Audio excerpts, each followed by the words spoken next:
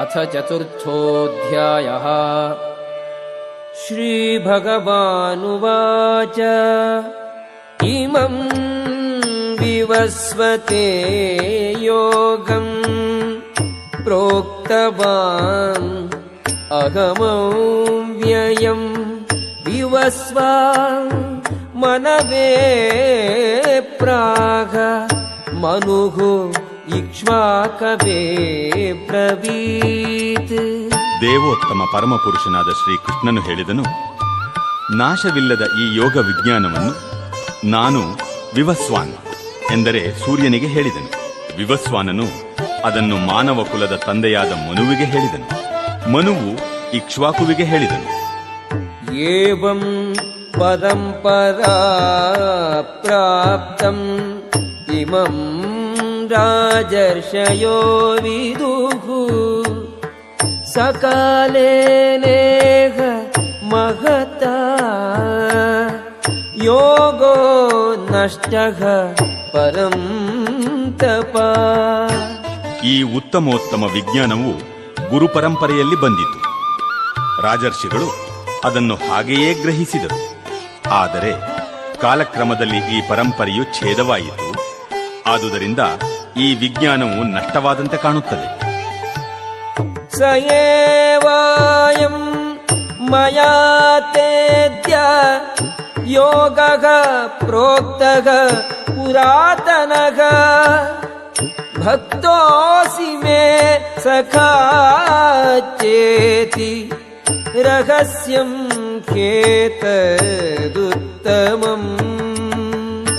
ಪರಮ ಪ್ರಭುವಿನೊಂದಿಗೆ ಸಂಬಂಧವಿರುವ ಈ ಬಹುಪ್ರಾಚೀನ ಶಾಸ್ತ್ರವನ್ನು ಇಂದು ನಾನು ನಿನಗೆ ಹೇಳುತ್ತಿದ್ದೇನೆ. ಏಕೆಂದರೆ ನೀನು ನನ್ನ ಭಕ್ತ ಮತ್ತು ಸ್ನೇಹಿತ. ಆದುದರಿಂದ ಈ ಶಾಸ್ತ್ರದ ಅಲೌಕಿಕ ರಹಸ್ಯವನ್ನು ನೀನು ಅರ್ಥ ಮಾಡಿಕೊಳ್ಳಬಲ್ಲೆ. ಅರ್ಜುನ ಉವಾಚ ಅಪರಂ ಭವತೋ ಜನ್ಮ ಪರಂ ಜನ್ಮ ವಿವಸ್ವತಃ ಕಥಮೇತದ್ವಿಜಾನೀಯಾಂ ತ್ವಮಾದೌ ಪ್ರೋಕ್ತವಾನಿತಿ.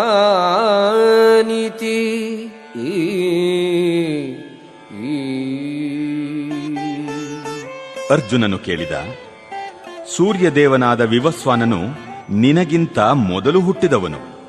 ಆದಿಯಲ್ಲಿ ನೀನು ಅವನಿಗೆ ಈ ಶಾಸ್ತ್ರವನ್ನು ಬೋಧಿಸಿದೆ ಎಂದು ನಾನು ಹೇಗೆ ತಿಳಿದುಕೊಳ್ಳಲಿ? ಶ್ರೀ ಭಗವಾನುವಾಚ ಬಹೂನಿ ಮೇ ವ್ಯತೀತಾನಿ ಜನ್ಮಾನಿ ತವ ಚಾರ್ಜುನ ತಾನ್ಯಹಂ ವೇದ ಸರ್ವಾಣಿ ನ ತ್ವಂ ವೇತ್ಥ ಪರಂ ತಪ. ದೇವೋತ್ತಮ ಪರಮಪುರುಷನು ಹೀಗೆ ಹೇಳಿದನು, ಶತ್ರು ದಮನನಾದ ಅರ್ಜುನನೇ, ನೀನು ನಾನು ಅನೇಕ ಜನ್ಮಗಳನ್ನು ಕಳೆದಿದ್ದೇವೆ. ನನಗೆ ಆ ಎಲ್ಲ ಜನ್ಮಗಳ ನೆನಪಿದೆ, ಆದರೆ ನಿನಗಿಲ್ಲ. ಅಜೋಪಿ ಸಂ ಅವ್ಯಯಾತ್ಮ ಭೂತಾನಾಂ ಈಶ್ವರೋಪಿ ಸಂ ಪ್ರಕೃತಿಂ ಸ್ವಾಂ ಅಧಿಷ್ಠಾಯ ಸಂಭವಾಮಿ ಆತ್ಮಮಾಯಯಾ. ನನಗೆ ಹುಟ್ಟು ಎನ್ನುವುದಿಲ್ಲ, ನನ್ನ ಆಧ್ಯಾತ್ಮಿಕ ಶರೀರವು ಕ್ಷಯಿಸುವುದಿಲ್ಲ. ನಾನು ಎಲ್ಲ ಜೀವಿಗಳ ಪ್ರಭು. ಆದರೂ ಪ್ರತಿ ಯುಗದಲ್ಲಿಯೂ ನನ್ನ ಮೂಲ ಆಧ್ಯಾತ್ಮಿಕ ರೂಪದಲ್ಲಿ ಅವತರಿಸುತ್ತೇನೆ. ಯದಾ ಯದಾ ಹಿ ಧರ್ಮಸ್ಯ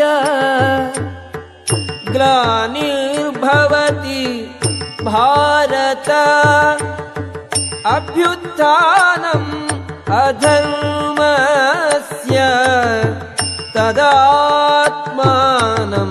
ಸೃಜಾಮ್ಯಹಂ. ಭರತ ವಂಶಜನಾದ ಅರ್ಜುನನೇ, ಯಾವಾಗ ಎಲ್ಲೆಲ್ಲಿ ಧರ್ಮದ ಅವನತಿಯಾಗುತ್ತದೋ ಮತ್ತು ಅಧರ್ಮವು ಹೆಚ್ಚುತ್ತದೋ ಆಗ ಸ್ವಯಂ ಅವತಾರ ಮಾಡುತ್ತೇನೆ. ಪರಿತ್ರಾಣಾಯ ಸಾಧೂನಾಂ ವಿನಾಶಾಯ ಚ ದುಷ್ಕೃತಾಂ ಧರ್ಮ ಸಂಸ್ಥಾಪನಾರ್ಥಾಯ ಸಂಭವಾಮಿ ಯುಗೇ ಯುಗೇ. ಸಜ್ಜನರನ್ನು ರಕ್ಷಿಸುವುದಕ್ಕಾಗಿಯೂ ದುಷ್ಟರನ್ನು ನಾಶ ಮಾಡುವುದಕ್ಕಾಗಿಯೂ ಮತ್ತು ಧರ್ಮದ ತತ್ವಗಳನ್ನು ಮತ್ತೆ ಸ್ಥಾಪಿಸುವುದಕ್ಕಾಗಿಯೂ ನಾನು ಪ್ರತಿ ಯುಗದಲ್ಲಿ ಅವತರಿಸುತ್ತೇನೆ. ಜನ್ಮ ಕರ್ಮ ಚ ಮೇ ದಿವ್ಯಂ ಏವಂ ಯೋ ವೇತ್ತಿ ತತ್ವತಃ ತ್ಯಕ್ತ್ವಾ ದೇಹಂ ಪುನರ್ಜನ್ಮ ನೈತಿ ಮಾಮೇತಿ ಸೋರ್ಜುನ. ಅರ್ಜುನನೇ, ಯಾರು ಹೀಗೆ ನನ್ನ ಹುಟ್ಟಿನ ಮತ್ತು ಕರ್ಮಗಳ ದಿವ್ಯ ಸ್ವರೂಪವನ್ನು ಯಥಾರ್ಥವಾಗಿ ತಿಳಿದುಕೊಳ್ಳುವರೋ ಅವರು ದೇಹತ್ಯಾಗ ಮಾಡಿದ ನಂತರ ಮತ್ತೆ ಈ ಐಹಿಕ ಜಗತ್ತಿನಲ್ಲಿ ಹುಟ್ಟುವುದಿಲ್ಲ. ಅವರು ನನ್ನ ನಿತ್ಯ ನಿವಾಸಕ್ಕೆ ಬರುತ್ತಾರೆ. ವೀತರಾಗ ಭಯ ಕ್ರೋಧಾಗ ಮನ್ಮಯಾ ಮಾಂ ಉಪಾಶ್ರಿತಾಗ ಬಹವೋ ಜ್ಞಾನ ತಪಸಾ ಭೂತಾ ಮದ್ಭಾವಂ ಆಗತಾಗ. ಭಯ, ರಾಗ, ಕ್ರೋಧಗಳನ್ನು ತ್ಯಜಿಸಿ ಅನೇಕರು ಸಂಪೂರ್ಣವಾಗಿ ನನ್ನಲ್ಲಿಯೇ ಮನಸ್ಸುಳ್ಳವರಾಗಿ ನನ್ನಲ್ಲಿ ಆಶ್ರಯ ಪಡೆದಿದ್ದಾರೆ. ನನ್ನ ಜ್ಞಾನದಿಂದ ಪರಿಶುದ್ಧರಾಗಿದ್ದಾರೆ. ಹೀಗೆ ಅವರು ನನ್ನಲ್ಲಿ ದಿವ್ಯ ಪ್ರೇಮವನ್ನು ಪಡೆದಿದ್ದಾರೆ. ಯೇ ಯಥಾ ಮಾಂ ಪ್ರಪದ್ಯಂತೆ ತಾಂಸ್ತಥೈವ ಭಜಾಮ್ಯಹಂ ಮಮ ವರ್ತ್ಮಾನುವರ್ತಂತೆ ಮನುಷ್ಯಾಃ ಪಾರ್ಥ ಸರ್ವಶಃ. ಯಾರು ನನಗೆ ಹೇಗೆ ಶರಣಾಗುತ್ತರಾಗುತ್ತಾರೋ ಹಾಗೆ ನಾನು ಅವರಿಗೆ ಅನುಗ್ರಹಿಸುತ್ತೇನೆ. ಪಾರ್ಥನೆ, ಎಲ್ಲರೂ ಎಲ್ಲ ರೀತಿಗಳಲ್ಲೂ ನನ್ನ ಮಾರ್ಗವನ್ನೇ ಅನುಸರಿಸುತ್ತಾರೆ. ಕಾಂಕ್ಷಂತಃ ಕರ್ಮಣಾಂ ಸಿದ್ಧಿಂ ಯಜಂತ ಇಹ ದೇವತಾಃ ಕ್ಷಿಪ್ರಂ ಹಿ ಮಾನುಷೇ ಲೋಕೆ ಸಿದ್ಧಿರ್ಭವತಿ ಕರ್ಮಜ. ಈ ಜಗತ್ತಿನಲ್ಲಿ ಜನರು ಫಲಾಪೇಕ್ಷಿತ ಕರ್ಮಗಳಲ್ಲಿ ಸಿದ್ಧಿಯನ್ನು ಬಯಸುತ್ತಾರೆ. ಆದುದರಿಂದ ದೇವತೆಗಳನ್ನು ಪೂಜಿಸುತ್ತಾರೆ. ಈ ಜಗತ್ತಿನಲ್ಲಿ ಫಲಾಪೇಕ್ಷಿತ ಕರ್ಮದಿಂದ ಜನರು ಶೀಘ್ರವಾಗಿ ಸಿದ್ಧಿಯನ್ನು ಪಡೆಯುತ್ತಾರೆ. ಚಾತುರ್ವರ್ಣ್ಯಂ ಮಯಾ ಸೃಷ್ಟಂ ಗುಣಕರ್ಮ ವಿಭಾಗಶಃ ತಸ್ಯ ಕರ್ತಾರಮಪಿ ಮಾಂ ವಿದ್ಯ ಕರ್ತಾರಂ ಅವ್ಯಯಂ. ಐಹಿಕ ನಿಸರ್ಗದ ಗುಣತ್ರಯಗಳಿಗೆ ಅನುಗುಣವಾಗಿ ಮತ್ತು ಅವುಗಳ ಕರ್ಮಗಳಿಗೆ ಅನುಸಾರವಾಗಿ ಮನುಷ್ಯ ಸಮಾಜದ 4 ವರ್ಣಗಳನ್ನು ನಾನು ಸೃಷ್ಟಿಸಿದೆ. ಈ ವ್ಯವಸ್ಥೆಯನ್ನು ನಾನು ಸೃಷ್ಟಿಸಿದ್ದರೂ ನಾನು ಬದಲಾವಣೆ ಇಲ್ಲದವನು, ಅವ್ಯಯನು. ಆದುದರಿಂದ ನಾನು ಕರ್ತಾರನಲ್ಲ ಎಂದು ತಿಳಿ. ನ ಮಾಂ ಕರ್ಮಾಣಿ ಲಿಂಪಂತಿ ನ ಮೇ ಕರ್ಮಫಲೇ ಸ್ಪೃಹಾ ಇತಿ ಮಾಂ ಯೋಭಿಜಾನಾತಿ ಕರ್ಮಭಿಃ ನ ಸ ಬಧ್ಯತೆ. ಯಾವ ಕರ್ಮವೂ ನನ್ನನ್ನು ಅಂಟುವುದಿಲ್ಲ. ನಾನು ಯಾವುದೇ ಕರ್ಮ ಫಲವನ್ನು ಬಯಸುವುದಿಲ್ಲ. ನನ್ನ ವಿಷಯದಲ್ಲಿ ಈ ಸತ್ಯವನ್ನು ಯಾರು ಅರ್ಥ ಮಾಡಿಕೊಳ್ಳುವರೋ ಅವರಿಗೂ ಫಲಾಪೇಕ್ಷೆಯ ಕರ್ಮ ಬಂಧನವಿಲ್ಲ. ಏವಂ ಜ್ಞಾತ್ವಾ ಕೃತಂ ಕರ್ಮ ಪೂರ್ವೈರಪಿ ಮುಮುಕ್ಷುಭಿಃ ಕುರು ಕರ್ಮೈವ ತಸ್ಮಾತ್ ತ್ವಂ ಪೂರ್ವೈಃ ಪೂರ್ವತರಂ ಕೃತಂ. ಪ್ರಾಚೀನ ಕಾಲದ ಎಲ್ಲ ಮುಕ್ತಾತ್ಮರು ನನ್ನ ದಿವ್ಯ ಸ್ವಭಾವವನ್ನು ಹೀಗೆ ಅರ್ಥ ಮಾಡಿಕೊಂಡು ಕರ್ಮವನ್ನು ಮಾಡಿದರು. ನೀನು ಅವರ ಹೆಜ್ಜೆಯನ್ನು ಅನುಸರಿಸಿ ನಿನ್ನ ಕರ್ತವ್ಯವನ್ನು ಮಾಡಬೇಕು. किं कर्म किमकर्मेति कवयोऽप्यत्र मोहिताः तत्ते कर्म प्रवक्ष्यामि यज्ञात्वा ಮೋಕ್ಷಸೇ ಶುಭಾತ್. ಕರ್ಮವು ಯಾವುದು ಅಕರ್ಮವು ಯಾವುದು ಎಂಬುದನ್ನು ತೀರ್ಮಾನಿಸುವಾಗ ಬುದ್ಧಿವಂತರಿಗೂ ದಿಗ್ಭ್ರಮೆಯಾಗುತ್ತದೆ. ಕರ್ಮವೆಂದರೇನು ಎಂಬುದನ್ನು ಈಗ ನಿನಗೆ ವಿವರಿಸಿ ಹೇಳುತ್ತೇನೆ. ಅದನ್ನು ತಿಳಿದು ನೀನು ಎಲ್ಲ ಅಶುಭದಿಂದ ಬಿಡುಗಡೆ ಹೊಂದುವೆ. ಕರ್ಮಣೋ ಹ್ಯಪಿ ಬೋದ್ಧವ್ಯಂ ಚ ವಿಕರ್ಮಣಃ ಅಕರ್ಮಣಶ್ಚ ಬೋದ್ಧವ್ಯಂ ಗಹನಾ ಕರ್ಮಣೋ ಗತಿಃ. ಕರ್ಮದ ಜಟಿಲತೆಗಳನ್ನು ಅರ್ಥ ಮಾಡಿಕೊಳ್ಳುವುದು ಬಹಳ ಕಷ್ಟ. ಆದುದರಿಂದ ಮನುಷ್ಯನು ಕರ್ಮವು ಯಾವುದು, ವಿಕರ್ಮವು, ನಿಷಿದ್ಧ ಕರ್ಮ ಯಾವುದು, ಅಕರ್ಮವು ಯಾವುದು ಎನ್ನುವುದನ್ನು ಸರಿಯಾಗಿ ತಿಳಿದುಕೊಳ್ಳಬೇಕು. ಕರ್ಮಣಿ ಅಕರ್ಮ ಯ ಪಶ್ಯೇತ್ ಅಕರ್ಮಣಿ ಚ ಕರ್ಮ ಯಃ ಸ ಬುದ್ಧಿಮಾನ್ ಮನುಷ್ಯೇಷು ಸ ಯುಕ್ತಃ ಕೃಷ್ಣ ಕರ್ಮ ಕೃತ್. ಕರ್ಮದಲ್ಲಿ ಅಕರ್ಮವನ್ನು, ಅಕರ್ಮದಲ್ಲಿ ಕರ್ಮವನ್ನು ಕಾಣುವವನು ಮನುಷ್ಯರಲ್ಲಿ ಬುದ್ಧಿವಂತನು. ಅವನು ಎಲ್ಲ ಬಗೆಯ ಕರ್ಮಗಳಲ್ಲಿ ತೊಡಗಿದ್ದರೂ ಆಧ್ಯಾತ್ಮಿಕ ಸ್ಥಿತಿಯಲ್ಲಿ ಇರುವವನು. ಯಸ್ಯ ಸರ್ವೇ ಸಮಾರಂಭಾಃ ಕಾಮ ಸಂಕಲ್ಪ ವರ್ಜಿತಾಃ ಜ್ಞಾನಾಗ್ನಿ ದಗ್ಧ ಕರ್ಮಾಣಂ ತಮಾಹುಃ ಪಂಡಿತಂ ಬುಧಾಃ. ಯಾವ ವ್ಯಕ್ತಿಯ ಪ್ರತಿಯೊಂದು ಕರ್ಮವೂ ಇಂದ್ರಿಯ ತೃಪ್ತಿಯ ಬಯಕೆಯಿಂದ ಮುಕ್ತವಾಗಿರುತ್ತದೆಯೋ ಅಂತಹವನು ಪೂರ್ಣ ಜ್ಞಾನದಲ್ಲಿ ಇರುವನು. ಋಷಿಗಳ ಪ್ರಕಾರ ಅಂತಹವನ ಕರ್ಮದ ಪ್ರತಿಕ್ರಿಯೆಗಳನ್ನು ಪೂರ್ಣ ಜ್ಞಾನದ ಅಗ್ನಿಯು ಸುಟ್ಟು ಹಾಕುತ್ತದೆ. ತ್ಯಕ್ತ್ವಾ ಕರ್ಮಫಲಾಸಂಗಂ ನಿತ್ಯ ತೃಪ್ತೋ ನಿರಾಶ್ರಯಃ ಕರ್ಮಣಿ ಅಭಿಪ್ರವೃತ್ತೋಪಿ ನೈವ ಕಿಂಚಿತ್ ಕರೋತಿ ಸದಾ. ತನ್ನ ಕಾರ್ಯಗಳ ಫಲಗಳ ಬಗ್ಗೆ ಇಂತಹ ಮನುಷ್ಯನು ಎಲ್ಲ ಮೋಹವನ್ನೂ ತ್ಯಜಿಸಿರುತ್ತಾನೆ. ಅವನು ಸದಾ ತೃಪ್ತನು ಮತ್ತು ಸ್ವತಂತ್ರನು. ಅವನು ಎಲ್ಲ ಬಗೆಯ ಕಾರ್ಯಗಳಲ್ಲಿ ನಿರತನಾಗಿದ್ದರೂ ಫಲಾಪೇಕ್ಷೆ ಇರುವ ಕರ್ಮವನ್ನು ಮಾಡುವುದಿಲ್ಲ. ನಿರಾಶೀಃ ಯತ ಚಿತ್ತಾತ್ಮಾ ತ್ಯಕ್ತ ಸರ್ವ ಪರಿಗ್ರಹಃ ಶಾರೀರಂ ಕೇವಲಂ ಕರ್ಮ ಕುರ್ವನ್ ದಾಪ್ನೋತಿ ಕಿಲ್ಬಿಷಂ. ಹೀಗೆ ತಿಳುವಳಿಕೆಯುಳ್ಳ ಮನುಷ್ಯನು ಮನಸ್ಸು ಮತ್ತು ಬುದ್ಧಿಯನ್ನು ಸಂಪೂರ್ಣವಾಗಿ ನಿಯಂತ್ರಣದಲ್ಲಿಟ್ಟುಕೊಂಡು ಕರ್ಮ ಮಾಡುತ್ತಾನೆ. ತನಗೆ ಸೇರಿದ ಸ್ವತ್ತಿನ ವಿಷಯದಲ್ಲಿ ತಾನೇ ಒಡೆಯ ಎಂಬ ಭಾವವನ್ನು ಸಂಪೂರ್ಣವಾಗಿ ಬಿಟ್ಟುಬಿಡುತ್ತಾನೆ ಮತ್ತು ಶರೀರ ರಕ್ಷಣೆಗೆ ಬೇಕಾದಷ್ಟು ಕರ್ಮವನ್ನು ಮಾತ್ರ ಮಾಡುತ್ತಾನೆ. ಹೀಗೆ ಕೆಲಸ ಮಾಡುವವನ ಮೇಲೆ ಪಾಪಪೂರಿತ ಪ್ರತಿಕ್ರಿಯೆಗಳು ಯಾವುದೇ ಪರಿಣಾಮವನ್ನು ಮಾಡುವುದಿಲ್ಲ.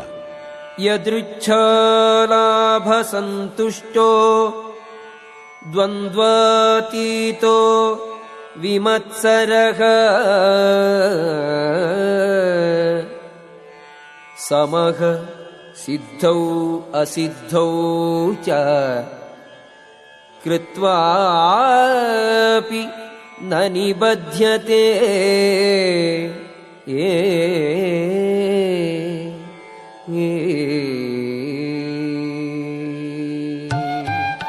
ತಾನಾಗಿ ಬಂದುದರಲ್ಲಿ ತೃಪ್ತಿ ಇರುವವನು, ದ್ವಂದ್ವಾತೀತನು, ಅಸೂಯೆ ಇಲ್ಲದವನು, ಗೆಲುವು ಸೋಲುಗಳಲ್ಲಿ ಒಂದೇ ರೀತಿ ಇರುವವನು ಆದ ಮನುಷ್ಯನು ಕೆಲಸ ಮಾಡಿದರೂ ಬಂಧನಕ್ಕೆ ಸಿಲುಕುವುದಿಲ್ಲ.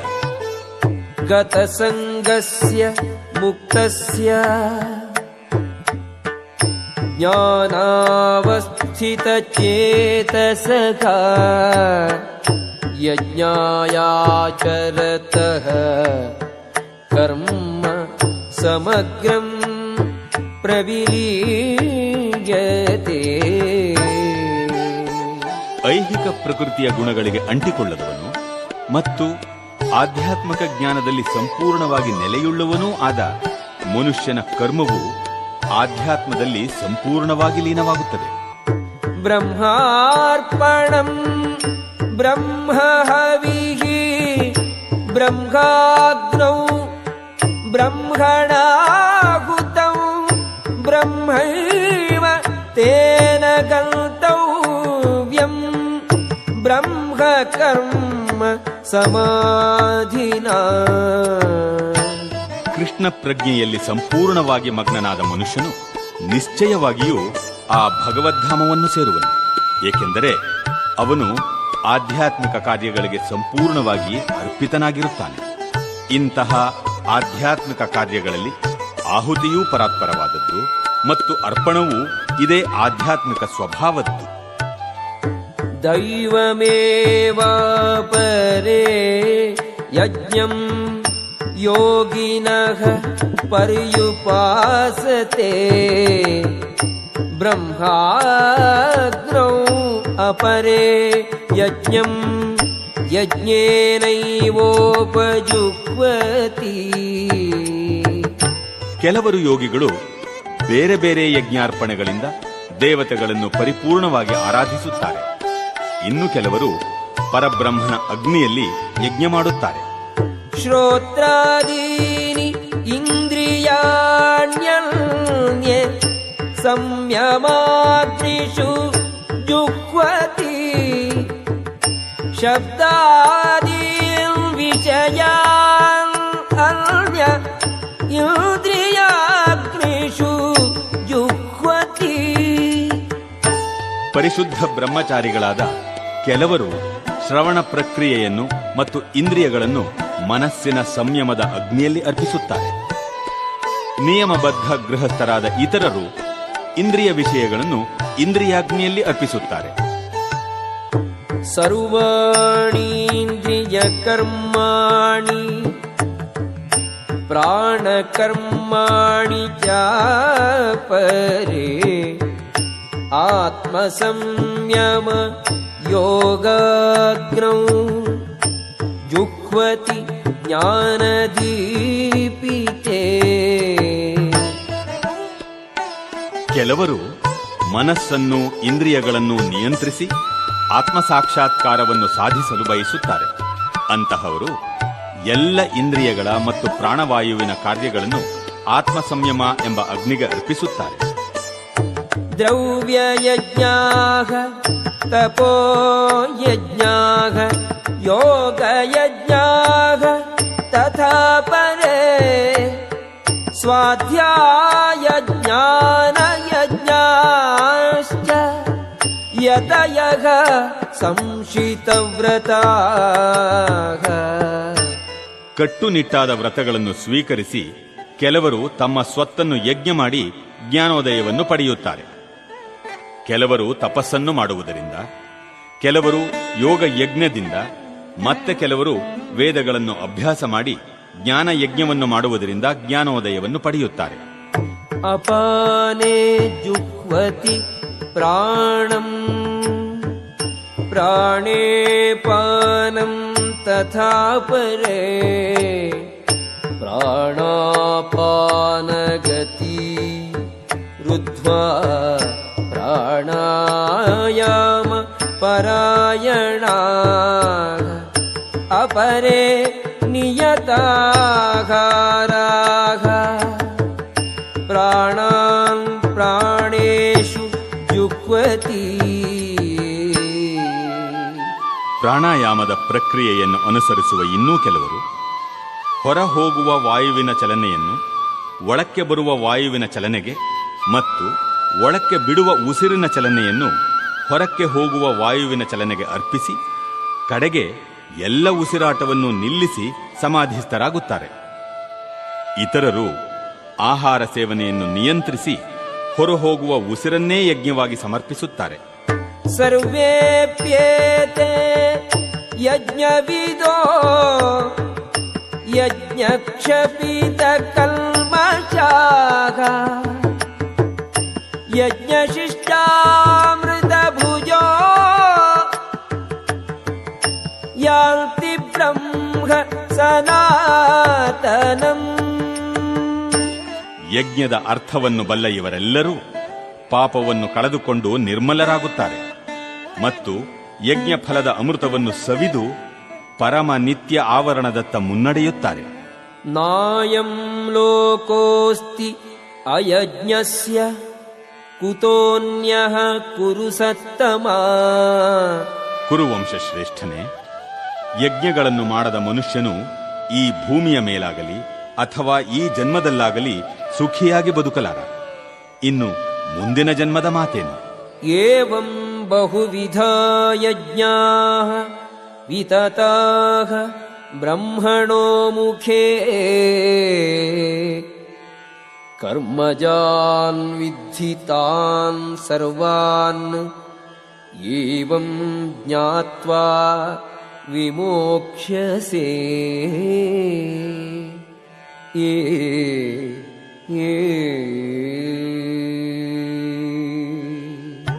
ಈ ಎಲ್ಲ ಬಗೆಯ ಯಜ್ಞಗಳನ್ನು ವೇದಗಳು ಒಪ್ಪುತ್ತವೆ. ಅವೆಲ್ಲ ಬೇರೆ ಬೇರೆ ಬಗೆಗಳ ಕರ್ಮದಿಂದ ಹುಟ್ಟಿದವು. ಹೀಗೆಂದು ತಿಳಿದುಕೊಂಡರೆ ನೀನು ಮೋಕ್ಷವನ್ನು ಪಡೆಯುತ್ತೀಯೆ. ಶ್ರೇಯಾನ್ ದ್ರವ್ಯಮಯಾತ್ ಯಜ್ಞಾತ್ ಜ್ಞಾನಯಜ್ಞಃ ಪರಂ ತಪಾ ಸರ್ವಂ ಕರ್ಮಾಖಿಲಂ ಪಾರ್ಥ ಜ್ಞಾನೇ ಪರಿಸಮಾಪ್ಯತೆ. ಶತ್ರುಗಳನ್ನು ದಂಡಿಸುವ ಅರ್ಜುನನೇ, ದ್ರವ್ಯಮಯ ಯಜ್ಞ ಮಾಡುವುದಕ್ಕಿಂತ ಜ್ಞಾನ ಯಜ್ಞವು ಉತ್ತಮವಾದರೂ ಪಾರ್ಥ, ಎಲ್ಲ ಯಜ್ಞ ಕರ್ಮವು ದಿವ್ಯಜ್ಞಾನದಲ್ಲಿ ಪರಿಸಮಾಪ್ತಿಯಾಗುತ್ತದೆ. ತದ್ವಿದ್ಧಿ ಪ್ರಣಿಪಾತೇನ ಪರಿಪ್ರಶ್ನೇನ ಸೇವಯಾ ಉಪದೇಕ್ಷ್ಯಂತಿ ತೇ ಜ್ಞಾನಂ ಜ್ಞಾನಿನಃ ತತ್ವದರ್ಶಿನಃ. ಗುರುವಿನ ಬಳಿಗೆ ಹೋಗಿ ಸತ್ಯವನ್ನು ತಿಳಿದುಕೊಳ್ಳಲು ಪ್ರಯತ್ನಿಸು. ನಮ್ರನಾಗಿ ಅವರಿಗೆ ಪ್ರಶ್ನೆ ಮಾಡು ಮತ್ತು ಅವರಿಗೆ ಸೇವೆ ಮಾಡು. ಆತ್ಮ ಸಾಕ್ಷಾತ್ಕಾರ ಪಡೆದ ವ್ಯಕ್ತಿಗಳು ಸತ್ಯವನ್ನು ಕಂಡಿದ್ದಾರೆ. ಆದುದರಿಂದ ಅವರು ನಿನಗೆ ಜ್ಞಾನೋಪದೇಶ ಮಾಡಬಲ್ಲರು. ಯಜ್ಞಾತ್ವಾ ನ ಪುನರ್ಮೋಹಂ ಏವಂ ಯಾಸ್ಯಸಿ ಪಾಂಡವ ಯೇನ ಭೂತಾನಿ ಅಶೇಷೇಣ ದ್ರಕ್ಷ್ಯಸ್ಯಾತ್ಮನ್ ಯಥೋ ಮಯಿ. ಸಾಕ್ಷಾತ್ಕಾರ ಪಡೆದ ಆತ್ಮನಿಂದ ನಿಜವಾದ ಜ್ಞಾನವನ್ನು ನೀನು ಪಡೆದರೆ ಮತ್ತೆ ಇಂತಹ ಮೋಹಕ್ಕೆ ಎಂದೂ ಸಿಲುಕುವುದಿಲ್ಲ. ಏಕೆಂದರೆ ಈ ಜ್ಞಾನವು ಲಭ್ಯವಾದಾಗ ಎಲ್ಲ ಜೀವಿಗಳು ಪರಮಪ್ರಭುವಿನ ಅಂಶಗಳೇ ಮತ್ತು ಅವರೆಲ್ಲ ನನ್ನವರೇ ಎನ್ನುವುದನ್ನು ನೀನು ಕಾಣುತ್ತೀಯೆ. ಅಪಿ ಚೇದಸಿ ಪಾಪೇಭ್ಯಃ ಸರ್ವೇಭ್ಯಃ ಪಾಪಕೃತ್ತಮಃ ಸರ್ವಂ ಜ್ಞಾನ ಪ್ಲವೇನೈವ ವೃಜಿನಂ ಸಂತರಿಷ್ಯಸಿ. ಪಾಪಿಗಳಲ್ಲಿ ಪರಮಪಾಪಿ ಎಂದು ಪರಿಗಣಿತನಾಗಿದ್ದರೂ ನೀನು ಆಧ್ಯಾತ್ಮಿಕ ಜ್ಞಾನದ ದೋಣಿಯಲ್ಲಿದ್ದಾಗ ದುಃಖ ಸಾಗರವನ್ನು ದಾಟಬಲ್ಲೆ. ಯಥೈಧಾಂಸಿ ಸಮಿದ್ಧೋಗ್ನಿಃ ಭಸ್ಮಸಾತ್ ಕುರುತೆ ಅರ್ಜುನ ಜ್ಞಾನಾಗ್ನಿಃ ಸರ್ವಕರ್ಮಾಣಿ ಭಸ್ಮಸಾತ್ ಕುರುತೆ ತಥಾ.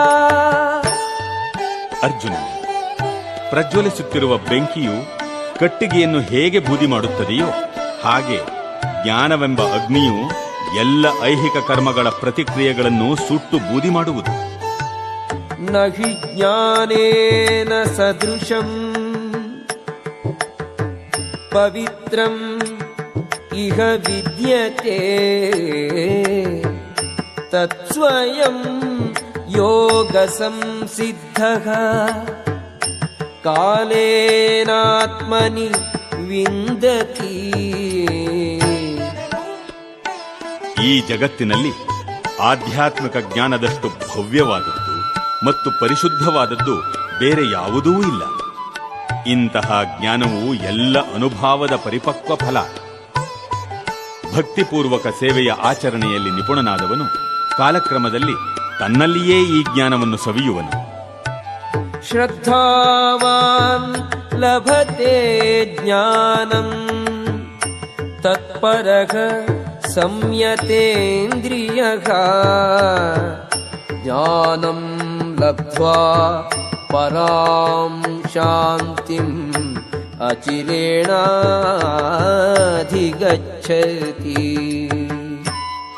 ದಿವ್ಯ ಜ್ಞಾನಕ್ಕೆ ಮುಡಿಪಾದ ಮತ್ತು ಇಂದ್ರಿಯ ನಿಗ್ರಹ ಮಾಡಿದ ಶ್ರದ್ಧಾವಂತನಿಗೆ ಇಂತಹ ಜ್ಞಾನವನ್ನು ಪಡೆಯುವ ಅರ್ಹತೆ ಇರುತ್ತದೆ. ಅದನ್ನು ಪಡೆದು ಅವನು ಶೀಘ್ರವಾಗಿ ಪರಮ ಆಧ್ಯಾತ್ಮಿಕ ಶಾಂತಿಯನ್ನು ಪಡೆಯುವನು. ಅಜ್ಞಶ್ಚ ಅಶ್ರದ್ಧಾನಶ್ಚ ಸಂಶಯಾತ್ಮ ವಿನಶ್ಯತಿ ನಾಯಂ ಲೋಕೋಸ್ತಿ ನ ಪರೋ ನ ಸುಖಂ ಸಂಶಯಾತ್ಮನಃ. ಅಜ್ಞಾನಿಗಳು, ಶ್ರದ್ಧೆಯಿಲ್ಲದವರು ಅಪೌರುಷೇಯ ಧರ್ಮಗ್ರಂಥಗಳಲ್ಲಿ ಸಂಶಯ ಪಡುತ್ತಾರೆ. ಇಂತಹವರಿಗೆ ಭಗವಂತನ ಪ್ರಜ್ಞೆ ಲಭ್ಯವಾಗುವುದಿಲ್ಲ. ಅವರು ನಾಶ ಹೊಂದುವರು. ಸಂಶಯಾತ್ಮನಾದವನಿಗೆ ಈ ಲೋಕದಲ್ಲಿ ಸುಖವಿಲ್ಲ, ಮುಂದಿನ ಲೋಕದಲ್ಲಿಯೂ ಸುಖವಿಲ್ಲ.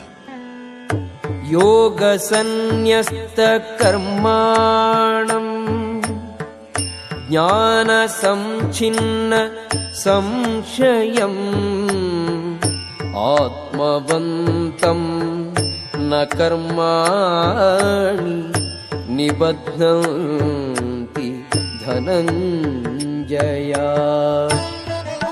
ಯಾರು ತನ್ನ ಕರ್ಮದ ಫಲಗಳನ್ನು ತ್ಯಜಿಸಿ ಭಕ್ತಿಪೂರ್ವಕ ಸೇವೆಯಲ್ಲಿ ಕರ್ಮ ಮಾಡುವನೋ ಮತ್ತು ಆಧ್ಯಾತ್ಮಿಕ ಜ್ಞಾನದಿಂದ ಸಂಶಯಗಳನ್ನು ನಾಶ ಮಾಡಿರುವನೋ ಅವನು ವಾಸ್ತವವಾಗಿ ಆತ್ಮದಲ್ಲಿ ನೆಲೆಸಿರುತ್ತಾನೆ.